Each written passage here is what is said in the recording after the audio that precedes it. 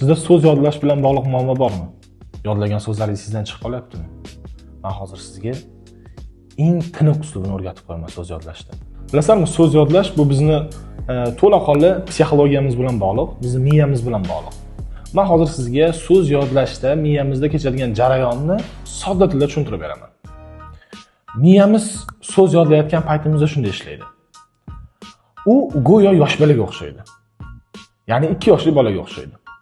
Sen mana uni yegin, mana uni qil, mana foydali deb qo'liga foydali vitaminlarni bersangiz, ovqatlarni bersangiz yemaydi-da, zararli bo'lgan narsalarni olib kelaveradi. Gazli ichimliklar, har xil snacklarni olib kelib iste'mol qilaveradi. Shunaqa yosh bolaga o'xshaydi u.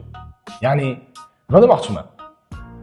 Sizga keraksiz bo'lgan butunlay bachkana, qayoqdagi hayotingiz davomida ishlatmaydigan informatsiyalarni eslab qoladi, miyada qayta-qayta aylantiradi.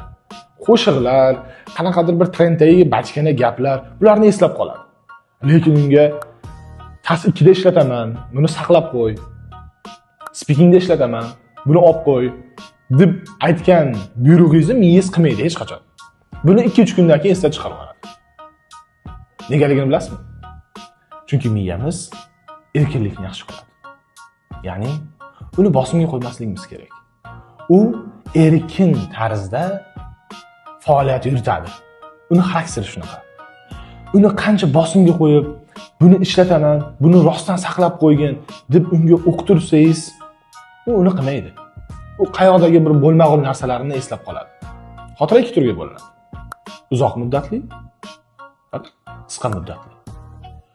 U o'sha bo'lmag'ur narsalarni uzoq muddatli xotiraga olib qo'yadi. Aslida kerak bo'lgan ma'lumotlarni esa qisqa muddatli xotiraga solib qo'yadi. Endi biz miyani xususiyatini bildik, xarakterini aniqladik. Endi qanaqa unga munosabat qilishimiz kerak? Nima qilsak uni aldaymiz, xuddi yosh bola kabi. Ya'ni ovqatiga o'sha vitaminni qo'shib qo'yamiz. Bu quyidagicha kechadi. Biz so'z yodlayotgan paytimizda miyaga uстановка qo'ymasligimiz kerak. Buni tas 2da ishlataman, eslab qol. Buni speakingda ishlataman, eslab qol deb uni bosimga qo'ymang. U baribir eslab qolmaydi. Agar shunday qilsangiz eslab qolmaydi. Uni erkinroq qo'ying. Ya'ni men bu so'zni shunchaki maza qilib yodlayapman. Shunchaki ishlatish uchun yodlayapman. Ko'chada ishlatish uchun yodlayapman deng. O'shanda u eslab qoladi. Endi uni metodiga o'tamiz. Siz birorta ingliz tilida so'z yodlasangiz, kerakli, siz bilasiz o'sha narsa kerakli. O'shani yodlasangiz, uni tas 2da ishlataman yoki speakingda ishlataman deb emas, balki uni hayotimda ishlataman deng. Ya'ni bunaqa deysiz. Misol uchun deylik, suspicious degan so'zni yodladingiz yoki table degan so'zni yodladingiz hozir. Shuni ko'chada ketayotib ishlatasiz. Ana odam chotamanga suspicious ko'rinyapti-da deysiz. Men tableda har kuni ovqatlanaman deysiz. Tableda yig'ishtirib qo'y deysiz. Hozir tableda yig'ishtirib olay deysiz. Tushunyapsizmi? Ya'ni o'zingizdagi so'z boyligi bazasi bilan, ya'ni leksikoningiz bilan uni almashtirishingiz kerak, replace qilishingiz kerak o'rnini. O'shanda sizga hayotingizga tatbiq qilinadi o'sha so'z.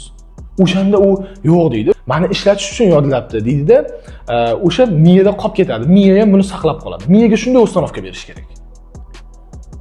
Ya'ni ishlatayotgan paytingizda uni hayotimda ayni kerak bo'ladi deyishingiz kerak. Bilasizmi, shu kabi foydali ma'lumotlarni men Telegram kanalimda ham ulashib boryapman. Reading, speakingni oshirish bo'yicha har hafta jonli darslar qilyapmiz. Kanal silkasini video ostida qoldiraman.